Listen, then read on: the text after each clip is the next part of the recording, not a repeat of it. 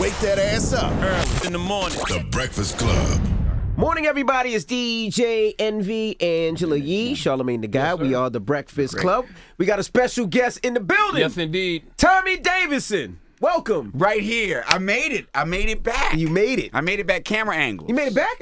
Camera angles. No, this is camera angles Camera now. angles. We got angles. Yes. Yeah. We definitely got angles. All over there. All up the in the cameras ceiling. everywhere. Okay. Yeah. Do I got them all? Yeah. All right. So I'm glad you got a hat on, because if you had a bald spot, it can get right on Yeah, top of yeah, your it shows the bald we've spot. seen It's some very bad things. revealing, Very revealing yeah. on the ball spot. So how are you doing, brother? How are you good. doing? Things are good. Things are good. You got a new book out? Feel free, real free. You know, got some freedom in there. You know, and just independent, doing my own life and getting around the world and doing what I do. You know, it's been good doing to- it for a while. You know, you have. It's good to Yeah. see you, because I remember when you did a show with us one time. You actually filled in for Miss Jones when I used to do Miss Jones' show. Yeah. And that time yeah. you was something wasn't right, and you wasn't feeling the world, and you was on one. Right. And that I was was like, what was that, about 15 years ago? I ain't that old. Nah, it was about 15 years. It About was 15 years about ago? 15 years ago. Yeah. And then I've seen you recently in the last couple of years, and I'm like, he got right. Yeah. What was going on during that time, if there was anything going Well, on? for one, she came at me. She was like, you're on drugs, you're this, you're that. And I said, Yeah. I was like, that happened, but what you saying? What you saying? And she was full tilt. Tell us about the dark times. You know what I'm like, yo, can I get some coffee first? You know what I mean? Like she came off. She came off. You know what I mean? It's like, and it was healthy. It was healthy for me. You know what I'm saying? Because I was coming off of some dark times, like we do. You got a whole chapter in the mean? book called Yeah. Alien Abduction. Yeah. And I was wondering where that was going. Right. Because I honestly believe I've been abducted by aliens too. But you actually talking about your drug addiction and being in and out of rehab that whole year. Yeah, it was necessary. It was necessary. I mean, I could end up like Elvis or Hendrix or Prince or, there's a long list. I could end up like Robin Williams. I could end up like, we can go on. What's what used to be with Wu-Tang, my man. Oh, Dirty Bastard. You know what I'm saying? Yeah. And it was a test. It was that test that Anakin Skywalker went through, and everybody. The dark side is there for all of us. What made you know change? What I mean? What made you say, this is what I need to do now? I need to get rehab. I need to help myself down. It was to live. And I got. No, I'm not going to say I got caught up in circumstances. It was just where I was in my life. It was like the perfect storm. Mm-hmm. You take a man who was left in the trash. Okay. That was crazy. And right, go from there and build up a life where I'm like, okay, things are cool. Well, hold And on. then Now I you're end up- skipping some things now. Okay. Because you've lived a very interesting life. You got the. You was left in the trash by your biological mother. Yeah, Right. I was left in But Mississippi. found by a a white white woman. woman. Yes. In who was from Wyoming. Right. And Colorado. I grew up in the Midwest up until I was 5 years old. So I'm seeing horses and kittens and farms, and that's where I'm from. Then I moved to Washington, D.C. during the riots after King got shot, when my white brother and sister were on the floor, tear gas fires. And when we got to the neighborhood in D.C., we go to play with the other kids and go to the pool. The black kids kicked our ass so bad every day. We're beating our ass. I was 5. My brother was like 9. My sister was my same age. We were twins, but she's blonde. Mm-hmm. And they were saying, white cracker, you're with the white cracker and you're a white cracker lover. Beat my ass so much. Mm-hmm. We had to get out of there. And I went to my mother and I said, why are they calling me a white cracker lover? I like graham crackers. I was a kid. You know what I'm saying? And she said, that's what people your color call people our color when they don't like them. And I was like, well, what color am I? Because as far as I'm concerned, I'm brown. Because I learned it from the crayons. Yeah. Right. I was brown and my sister was like peach. Sometimes it was flesh. That was kind of scary.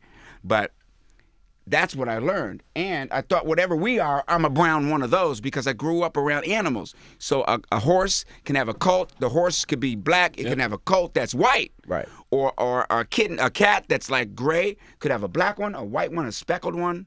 So And you thought humans were the same. I thought we were the same. Right.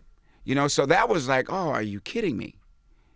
So then we moved to the suburbs of Wheaton, Maryland in '69. I was 6. And that's when I first heard the word nigger. because grown men were chasing me as soon as they saw me. Like I'd be on the playground playing and grown men, get that nigga now, get him, kill him. And I was running home, like barely getting in the house. People were throwing stuff in our house. So I went to my mother. I was like, hey, who are these niggas? I cried laughing when I read it. You know what I'm saying? like, we need to stay away from these niggas. You know what I mean? I learned who they are now. Okay? I just learned who they are. You know what I'm saying? But that was, and so I moved to an integrated neighborhood where I really Wait, what did your mother say when you came home and said, Mom, who are these niggas that they're chasing? She said something I did not like. She said, that's what people our color call people your color when they don't like them. And I was like, well, where do I fit into all this if you're that and you're that? So my whole life from that point on was trying to understand what black was, you know, and it was tough. It was tough. I had to fight, you know, the black girls.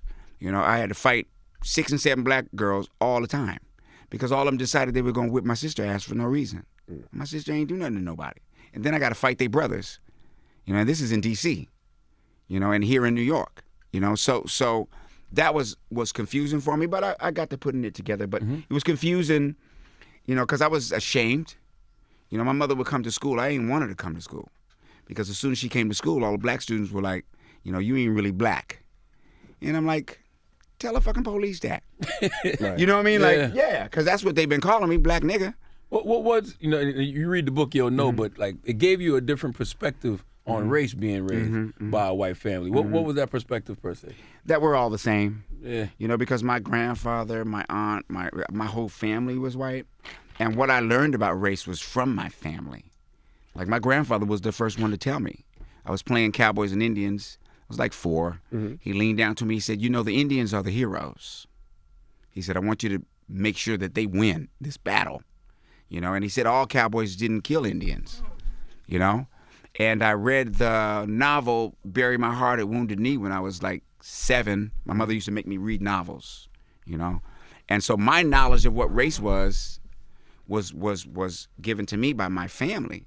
Like we weren't allowed to say faggot or we got in trouble, or kike, we got in trouble, or nigger, we got in trouble, or chink, we got in trouble, or spick, we got in trouble. Right. Like that's not spoken here. Not acceptable, right? Yeah, even though the whole world is like that, you're not going to be like that. You know, and I remember in first grade, when I got in first grade, didn't know better, we did the Pledge of Allegiance, you know, and I put up the Black Power fist. And I got in trouble. I got sent to the principal's office. They're like, oh, you're the comedian. This is when I first heard the word comedian. You know, you think you're funny. And my mother came to school. And she said, and she liked to come to school, you know, because she liked that. She liked to go against the system. So she told her, the principal said, we don't know what's wrong with him. Why would he do something like that? And she said, that's all he knows. That's all he knows. When he got to D.C., he didn't know anything. But the song James, Say It Loud, James, Say It Loud, Black and I'm Proud, came out. And he loved that song. And that's who he is. You know, and she was with the movement and everything. You know, so, and another time later in school, because my mother liked doing this. She was crazy. Me and my sister would be late to high school. You go late to high school, you know, enough times you got to go to detention. Right. You know, but my sister never had to go. You know, but I had to go every single time. So my mother said, I'm coming down there. She came down. She went to the principal's office. She said, why does my son have to go to detention and my daughter doesn't? They say, and my sister's name is Burl. Your daughter's Burl? Yeah. She said, but why does that matter? Why does that matter? You know? And they got it all straight, but my mother took me home that day. She said, you coming with me. And she was driving, and she pulled the car over. And she told me this, boy. I'll never forget this. She took me to a little park and sat me down, boy. She looked at me. She said, I'm going to tell you the truth. She said, your sister can be late all she wants and still get ahead, but you're black. And if you want to get ahead, you can't be late. You can't be late. And, man, I wanted to cry. I was like, well, that ain't fair. Right? What's that? But she was showing me. She was showing me, you know, and before her life was over, she asked me, she never would ask me for nothing. Like I said, I'm going to buy you a car or whatever. She said, how much would you pay? I was like 20 grand. She said, well, put that in the bank for your kids. my grandbabies. Her grandbabies are all colors, black, Cuban, they're everything. And she said, I want you to do one favor for me. She never asked me to do stuff. She said, I want you to come over to this old folks home and say hi to these little guys. So she had done this without me knowing. She took an old folks home, talked the city into giving her the top floor, all the services, the food, the beds and everything. And she housed 25 young black men who were victims of gunshot wounds and were crippled. And she was like, would you come and say hi to them? I was like, sure, I go say hi to them, And we took them out in the park. They smoking their little weed. And I stood there for an hour. And they love her. They love her. But we went through our problems, too. Because we grew up in a rough neighborhood. And everybody respected her. But I started wanting to do, I equated black with street shit. Hey, what they were doing. So I selling drugs and robbing and beating people's ass. And I that was friendship to me. I was now being a part of that, and she didn't like it. She's like, how are you getting like this? Finally she found stuff under my bed, gun, money, cameras, and all this stuff that I was stealing, threw me out the house, said, you cannot come back. And I was like, that's good. Now I can hang out. It wasn't as fun as I thought. I'm up at the liquor store where we hang out. It's always a liquor store where everybody hang out. Yep. She shoot craps and all of this. And when she walked by, everybody kind of, hey, Mrs. Davidson, hey, hi, Mrs. Davidson. They all respected her because she knew everybody's mother. She turned our project into co-ops where everybody can buy their own apartment. She went to the city and made sure that the cops couldn't come in our neighborhood unless they were called. Like, everybody loved her. All the mothers loved her. And I said, hey, Mom. And she walked by me without even speaking. You telling too much of the book, Tommy. You gotta give him just a yeah, you're right. Yeah, you tell you're giving him too much. Right. How did you get in the comedy? See, you see. That's why this little man right here. I could have finished that sentence for you. I'm like, yo, good. Well, how did you get into comedy? What made you start to get into comedy? My friend Howard. Howard, the poorest dude I know, had 11 brothers and sisters. Boy, they used to have moving blankets on their bed. His father used to beat his mother ass, boy. She'd be bloody, crawling down the hallway naked, man. Like, that was my man, though. Years later, I got a job. I'm 18. I got a job at the Ramada Inn as an assistant chef. And I tell Howard, I got a job at the Ramada Inn. He's like, you the stupidest motherfucker I ever met in my life. I'm like, what are you talking about, man? He's like, you could be a world-known comedian, man. You're great at what you do, because he known me since I was a kid. Like, get out of here, man. What are you just mad because you ain't got no job? He worked at the worst strip club in D.C. He called me and said, I can get you, they're going to let you on the stage for 5 minutes. If I go too long, you stop me here. 5 minutes, and you can show your stuff. At the strip club? At the strip club. In the middle of girls dancing, you got to go up into a comedy routine? You did? Yeah, and it wasn't a good one. It wasn't a good strip club. The brothers outside had shirts on that said, don't shoot them in the back. Okay. These girls will be dancing with babies on the hip now. So I go down there. I finally go down there with him, and he says, like, I look at him, and the manager is like, yeah, you got 5 minutes, right? So I looked at Howard. I said, Howard, what am I supposed to do? He said, I don't care what you do, Nick. Just say something. And I went up there. From the first thing I said, people laughed. And I've been doing it ever since. I mean, I'm sitting here right now. I won talent shows. A guy came down. I started opening for Evelyn Champagne King, Luther Vandross, Patti LaBelle. Next thing you know, a year, I was in Hollywood. Wow. A year in D.C. Let's jump to Hollywood, because the most interesting parts of the book are, I'm not going to say the most interesting, but very interesting are your childhood years, you know what I mean? But when you got to Hollywood and you get on In Living Color, I can't tell if you liked Keenan Ivory Wayans or you didn't like Keenan Ivory Wayans. It seemed like you respected him, but you wasn't feeling him per se. There were times. Yeah. There were times. I mean, I don't know if there's anybody that you work with at a job that you like all the time. Oh, tell me. You know what I'm saying? Yeah. Y'all in radio too.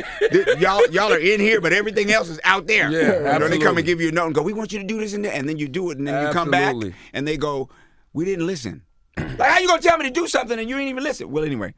So yeah, I mean, it was a love-hate relationship, but he forged me into being who I am, and he stretched me into being who I am. But it was a competitive atmosphere. It feels like you felt like he was suppressing your talent. There was times. Yeah. There was times, but I think all of us felt like that. But there was some things that I felt like, hey man, come on, I'm going to my first premiere of my movie, like I need to go to that. He was like, nah, I need you here, and that was a big conflict because that's my first premiere. It's my movie, and it's strictly business. Strictly business, right. Yeah, Andre Harrell is Uptown Records. Is Puff. Puff was your PA. Puff was my PA and my partner. Puff took me to all the clubs at night, and he said, "I'm gonna show you New York." And he took me to the Octagon. Y'all remember that? I remember the Octagon, the Red Parrot, the Building. I got to see leaders before they even got signed. All of them. Tribe before they even got signed. He was like, these boys gonna be the shit. And I'm looking at this young boy like, how he know this? And Hev is telling me, yo, that dude right there, he gonna blow. Like, he would drop me off at the set. He was my man. Got into a fight one time, cut the dude eye open.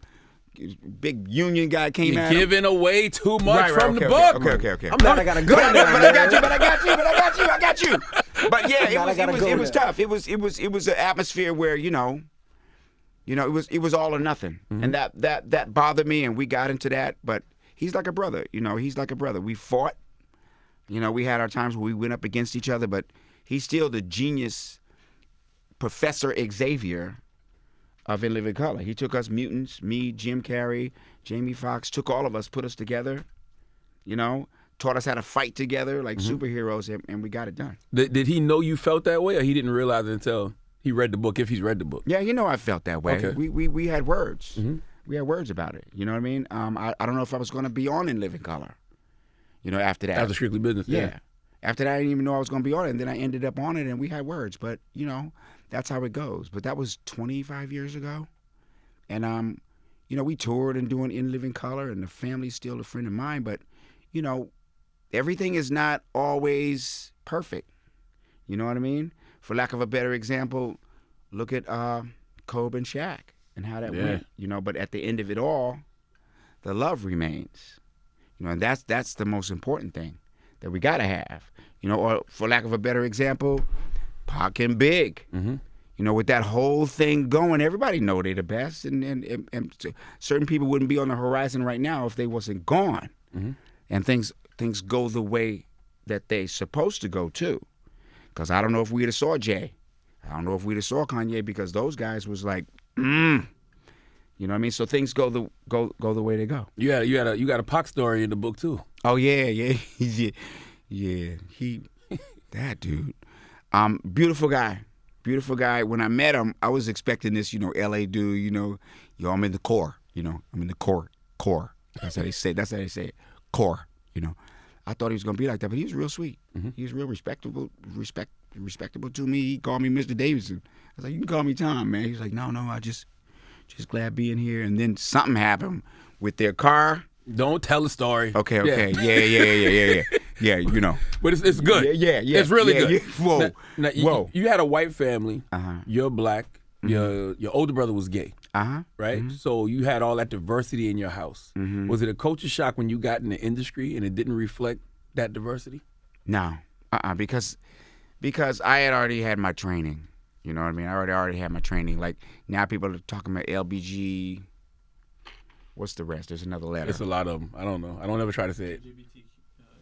Yeah, 75% of the alphabet. Yeah, but I with my brother being gay, I was exposed to that community back when I was, especially in New York City here. I was 8 years old. I was 8 years old and, I asked my mother, is this guy a woman or a man? And she said, he's kind of both. I was like, what do you mean? She said, he's gay, and that's kind of both. And I kind of, when she told me something, I just left it at that. So I've been accepting of that anyway. But I think the question, you're a trip, man. Yeah, it was trippy. Because the same racism that exists where we were existed in Hollywood, but it was kind of hidden. And we broke the color barrier with In Living Color. But once the success of In Living Color came, like, look at Fox now. That'll show you right there. Now there was the Entertainment Weekly had the hottest shows of the 90s, and we weren't in there. Not one single picture. Not even my foot. Not even Jennifer ass. You know, and you know that's gonna be in any frame. Yeah. You know what I'm saying? Yeah. You know what I mean? You know what I mean? Yeah. That's like the moon. It's gonna be somewhere. You know what I mean? So yeah. That was there because when I broke into the comedy scene, I broke into all the white clubs, turning it out, standing ovations, killing it. And what they would tell me is, "You're not the one we want. You're not what we're looking for." And I was like, "Well, what you looking for?" You know, even with Lorne Michaels, when I came to audition for SNL. SNL, like he was like, "I'm not looking for a black comedian. Eddie Murphy was a mistake." I'm like, "Well, yeah." Really? And I was like, "Yeah." I was like, and that was supposed to be my audition, and that was he said, "And have a nice day." And I was like, "Whoa, hold on." How First was of all, Eddie Murphy a mistake? I don't know. First of all, I can't zip this off. So you got a black comedian. And second of all, if you think Eddie was a mistake, then what kind of show do you have? He like saves your show. Yes, he was the biggest. He's the biggest star thing on SNL ever. Yeah. You know, so that kind of craziness, I was already kind of used to because of how I came up. I was used to it. It went that way. I know a lot of the things that happened on In Living Color make you cringe now. You talk about that in the book, but what, the jokes about white people or homosexuals back then, how did that make you feel based on your background? I didn't feel anything from it until my brother was dying. You know, Talk about like that. I let people be what they are and let them express themselves. And if the writers want to put that stuff, if I don't agree with it, I ain't gotta say nothing. I'm me. You know what I mean? But my brother was dying of AIDS, so my family suggested, "Hey, why don't you not be in those gay sketches that they have, because it might bother Michael." So I went to the producers and I said, "Hey, I don't want to be in those sketches." You know, and cast member had a problem with it. You know, we almost, but it's cool. But the producers, at the end of it all, they said, we're gonna respect that. But then there was certain protests, you know, coming at me, and they finally called me in the office and said, "You're gonna have to do it. You're gonna have to be in those sketches." So I called my family. I said, "They're making me do this," you know, and my mother told me, she said, "Go ahead and do it." She said, "Go ahead and do it." I mean, the show makes Michael happy. We're happy you're doing it. We just would prefer you don't. That's all. And your brother said, just make it funny. Yeah. Yeah. Yeah. So that was it. I mean, I've been through a lot of stuff like that. Like going to a show when my brother was right at his deathbed. He was about to die, man. And I had a show, too, in Oakland. And I never forget this. I was like, I'm not going to the show because Michael's not going to be around too much longer. He was down to his last minute. And so the promoter called and said, "Well, if you don't show up to the show, we're going to say you're on drugs again and, you know, and all this." And I said, "Well, say whatever you want to say." But my mother was like, "Go to the show. Just go. What difference is that going to make?" Like, you know, and he died that night, you know, so. I'm not going to tell you to stop talking about too much in the book anymore. Yeah. He died that night. Yeah. And even when my mother passed away, you know, the stage is like, the stage or comedy or whatever the gift that I was given, it's saved my soul a lot. Because even the night that my mother passed away, I performed that night, you know, in Detroit. Was it therapeutic for you? It was therapeutic for me. Yeah. Yeah, because, you know, I owe her. You know, I owe her me. I owe her me. And all the hard times that I went through, you know, she would explain what it is to me that I'm dealing with. You know, and she broke it down to me when I wanted to be out in the street doing all that. She said, "Okay, you can do whatever you want to do, but there's 3 ways you make money." And she said, one of them don't include black people, she told me. One of them is inheritance. And black people ain't inheriting so much. You know, you're not born with a bankload of money in the bank from your family. So that one's gone, she told me. The second one is to steal it, but you can have the money, but there's so many circumstances that come with it. You might not be able to keep it or your life, she told me. And she said the third one is what everybody else do. People like me and people of all colors, they work for it. Now, if you work for it, I got your back. If you decide that that's the life you want to live, then I got your back, you know? I dropped out of college because I lost my job. because I wanted to be a DJ at UDC, and then they gave it to the frat dude after I was doing intern work, putting people's trash out and all this. So I quit. The counselor told me, you don't need to be in college because you're destined to be doing something else. My mother was so upset. She was crying. She just wanted me to continue. But then she told me, she said, you know what? That's selfish.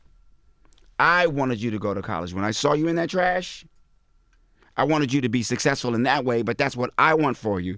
She said, as long as you do something that makes you happy and is not hurting anybody, and you're able to make a living that you're satisfied with, she said, go do it. And that's how the whole Hollywood thing started in the first place. That was my and I was in Miami, and the counselor that told me that, years later, I'm doing movies, I'm movie star, and she walked through the lobby of the hotel in Miami, and she said, do you remember me? And I was like, yeah, of course I remember you. She said, I was so scared because you're the first student I told not to go to college. She said, when I saw you on TV, I was like full of joy, you know? And I told her thank you. And there was a ceramics teacher I had in high school. And I was supposed to go to Parsons because I was really good at ceramics. I was supposed to go to SMU, but I was kind of embarrassed because my boys, you know, they come to school and they'd be like, is that yours? And they were like, no, I say, that's my sculpture in the display at high school. It was like, that ain't yours, man. That ain't yours. I stopped telling them, and I eventually stopped doing it. Here I am, a star in movies, and I'm in Jacksonville, Florida performing, and I get a note. Miss Sandberg, my ceramics teacher, was at the show. So I go back there, and she's got her grown kids with her. You know, she says to me, do you remember me? I'm like, of course I remember you. You know? I just go in the bathroom, smoke weed, and come into class, and you let me go in the back of the class and do all I wanted to do. You know what I mean? She dug me as a person, you know? And she told me, you saved my life, she told me. How I saved your life? She said, I had a brain tumor removed, and I went into a coma for 90 days.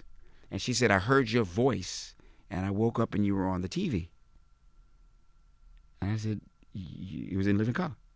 Wow. And I said, well, I didn't save your life. The circle came around. The circle came around. You know, like, she paid it forward. Yeah. She instilled something in you when you was young. Exactly. You made some of yourself. Exactly. Yeah. So what's in this book is really me. There was a guy, Reggie, used to come around my neighborhood, muscles, handsome, dressed nice. From the time I was like 7 till I was like probably 13, he would, when he walked through the project where we live, he would stop and lean over and say, how you doing, little Tommy? I said, I'm doing all right. He said, all right, man, have a good one. Years later, movies, TV, everything. I'm in front of my boy's restaurant. He owns a restaurant. This big trash truck pull up. Reggie jump out. He still looked the same to me, man. Muscles, everything. He walked up to me, man, called me to the side. He said, come here, man. He said, how you doing, little Tommy? I said, I'm doing good. I'm doing good. He said, good, man, good. He walked back to get in the trash truck, and he turned around, and he looked at me. He said, I always knew you was going to be something. Wow. Got in the trash truck, gone. You get a lot of those confirmations, though, even the guy that you used to box against. Yeah. Because people hear you talk about fighting a lot, but they're like, Tommy Davidson skinny as hell, but you used to box. They say you was going to be a boxer or a comedian. Yeah. I ain't saying I could fight. I just had to. But I'm undefeated. Oh, you ain't got no hands? Yeah, I'm undefeated since 15. You know, because I used to catch a bad one up here. Yeah. Especially, my cousin be like, can you beat him? You know? Hey. But I actually was maybe on the way to the Olympics. I boxed for like 3 years, and won USABF a couple times, Golden Gloves a couple times, Ohio State. But there was a guy that I fought for the Hudson Valley Finals, you know, and my coach quit. So I want to go back around the way, and I want to be hanging out with my friends and smoking weed and trying to hang out. And I got this big bout coming, and boy, we fought all the way down to the last like 10 seconds of the fight. And I had to take a stand and 8 count, and that was just enough to lose it, right? So I'm his name is Vincent Petway. So I'm at an Oscar party that I hosted. Everybody's there, it's beautiful. And I'm going to get in my car, and a guy is standing next to me, right? And he's like, what's up, Tommy, man? I love your career. You know, this, that, and the other thing. I'm Vincent Petway. I'm like, good, man, nice to meet you. He said, Tom, I'm Vincent Petway. I'm like, nice to meet you. He said, Tom, And it dawned on me. I was like, oh shit, this is the dude that I fought in the Hudson Valley Finals. And he was like, man, I've been watching your career. Man, you've been doing a beautiful job, man. Wow. You've been a beautiful job. We had a great fight too, man. We had a great fight. You wanted to put those hands on Jamie Foxx at one point. Yeah, well. That story went viral about a week or so ago. It did. It got picked up. It's not as bad as in the book, though. It's not as bad as in the book. Well, in the book, the last part wasn't in there, but I ain't going to tell that. The blogs made it worse than the book actually tells the story. Right. Yeah. He almost broke my neck in a basketball game, so what am I going to do? Yeah. You know what I mean? Yeah. I mean, what am I going to do? I'm up. It's 9-1, and this is going to be 10-1. What's your relationship with him now? Because, in the book, I was like, you got a chapter about meanness, and you talk about how, there was a mean, I call it mean girl, but mean girl culture at In Living Color. And Jamie used to really, really make you the butt of a lot of his jokes. But I'm like, yo, you're a comedian too. Why you just ain't snap back? We went back and forth. It was like one of those battles that you get into. It's like that's comedians. That's comedians. It's like rappers have their beef. Their beef's a little bit deeper. You don't see me rolling up on Kevin like shooting. You know what I mean? But it was just one of those things where there was a rival that kind of built. But I never was really like that. I've changed from that because there's two sides of me. There's that side from it's all or nothing, and I chipped that down to why the hell am I gonna lose my life over not liking somebody or something, an incident that happened? If you see what really happens when that gets out of hand, I'm from D.C. Like I done seen niggerdom at its ultimate. Yeah. You know what I mean? So why do all that? But it was just one of those things, and this is it, though. This is it for me. There's so much on the line that I never really knew. There's so much money you can make that I never really thought about. Because when I started doing this, it was like the ultimate to me because I was working in Naval Hospital. I was working at Ramada Inn and kitchens. So anything that I got that was better than that is cool. You know what I mean? But the millions and millions and dollars that you can make and all that, that wasn't even factoring in the early years for me. Because I really love doing what I do. And black entertainment money was new, too. Yeah. I love what I do. But people around me, they knew that money, that was there. It's funny how I missed that. Because around my way, if I'm not careful, if I show somebody where I park my car stereo will be gone. Or you can have somebody sell you a VCR and open the thing and be a phone book in there. Or if you take the right corner and get caught slipping, everything gone. So I don't know where that was missed when I got out there, but it's kind of the same game. But I wasn't able to pull it together. Gotcha. Now I'm able to pull it together and see it for what it really is, and it still ain't about shit. The whole industry? Well, I'm just saying that pursuit. Yeah. The pursuit of what? The pursuit of material. I'm going to be the ultimate this, and I'm going to be the ultimate that, and I'm going to be the one that I would like to be like that. Sometimes I go through that, like I'm going to be I'm going to be the dude. You know what I mean? But it doesn't really give any legs to helping anyone. It doesn't give any compassion to anything. And that's the only reason why I know that is because of my mother. Because we used to catch the bus to get groceries, which wasn't that often, and then we was on welfare, and she would let the kids bring the groceries up that were out in front of the house. And then she started sending them home with groceries. Like some of them wasn't even big enough to carry a carton of milk. And I used to go, what are you doing? And she used to get mad. You don't tell me what I'm doing. She used to get mad. You don't tell me what I'm doing. She said, I'm doing it. She said, do you have everything that you need? I said, yeah. Then don't you even worry about what I'm doing. And it didn't occur to me what she was doing. She understood the principle of universal exchange. If your hand's like this all the time, you know what I'm saying? You can't receive anything or you can't give anything either. So that started occurring to me as time went on. So the thing I seek in my life is balance. It's balance, I'm more famous than my math teacher, and I'm a lot less famous than Michael Jackson. I'm kind of like, you know what I'm saying? I'm kind of like in the middle, and that's all right with me. You don't need to give me no more, just give me what I'm gonna get, because I had it all, at one time I thought, you know what I mean, and that didn't make me happy in here. It wasn't what fixed me. You know, what fixed me is understanding who I am. That's why in the book I say my greatest accomplishment is being Barbara Davidson's son, Tommy, because that's how I was introduced. Do you feel like you've gotten to a place of healing? Because I often wonder, can comedians even be funny without the trauma? Yeah, I mean, it's a process. It's a process, you know? The minute I think things are going good or I'm feeling okay, something happens out of my control that just devastates me, like what happened to Kobe or whatever. Yeah, it's like, where you going to turn to? What the hell's going to happen here? And I got to be cool with all of it. I got to have my principles tight and who I am. You'll have people being persecuted for, going to jail for selling crack or whatever they doing. And I haven't heard or seen any of the white dudes that went into schools and killed up all these kids. I ain't seen them since. I didn't see they sentencing. I didn't see what happened to them. Did they get the electric chair? Where'd they go? Yeah. Where'd they go? But I seen R. Kelly all over the place. You know what I mean? They don't get that crucifixion in the right. media. I don't see it. I don't see it. Now, it may be something that I don't see because I can't see everything because there's so much stuff going on. I ain't even see you. I was like, he's on TV? He said, yeah. They were like, his show is blowing. It's because there's so much stuff going on. You know what I mean? I'm like, I'm going up in there. But it's if you can see all that happening, that would be constituted as inequality. The minute because I am black, I am black 100% all the way.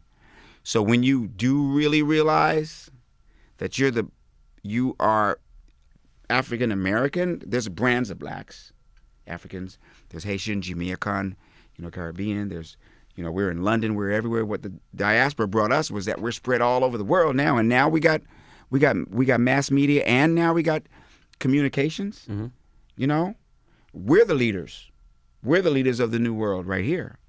And once you find out that the cotton that's on their drawers, my great-great-grandmother picked, or you find out that the sugar that they put in their tea, the Puerto Ricans, Dominicans, and us, cut that cane, and you see that system has all been built up. When you realize that, you start doing that work for yourself. What? Right? Yeah. When you realize that, then you start to understand that you're just a part of a whole system, and ain't nobody, like in Glory, you see Glory? Well, at the end, Denzel and the white character were together, and the white character turns to Denzel and says, it's all, it all stinks. And Denzel's character said, yeah, it stink. Yeah, it stink. It stink mighty bad, too. And we all covered up in it, too. You know what I'm saying? Yeah, the Irish and the potato famine. Jews in Auschwitz. Native Americans, what they took. We all, but now's now. Now's now. Who you going to be now? You know what I mean? And I wanted to have my brand of now. And so we worked on this to bring it to y'all. Do you regret, before we get out of here, do you regret fucking up with Halle Berry? This is only you would ask that. do you regret that? Sometime when I'm out my mind, I did the right thing at the moment, It was one of those things where no one would ever know that, we liked each other, but my wife at the time was her roommate in Miss USA pageant, and they couldn't stand each other. That's crazy. I still couldn't get the message because when my comedy special came out, I invited her over to the house, and that was not right. You know what I mean? Hell hath no fury like a woman, but hell hath no fury like a black woman. Damn. Oh, my God. How do you think your relationships are going to be after this book? With the Wayans, with Jamie, with Holly? Because, it is your truth. You think they're going to be upset? I don't think so. Holly talked to me anyway. No, they don't talk to you? Not Holly talk to me, but, I'm the kind of person that will have a conversation with you. Yeah. And I'm geed. Everybody I see, I'm geed. I'm like happy. I'm like, you did X-Men? I'm like, everywhere I see Holly, I'm like, oh my God, she did X-Men? She's blowing up because me, Kevin Hooks, Samuel Jackson, and all of us in that cast, she came into our movie. Nobody knew her. you know, and we rallied around her because we knew that she was the star of our movie, but she never mentioned our movie.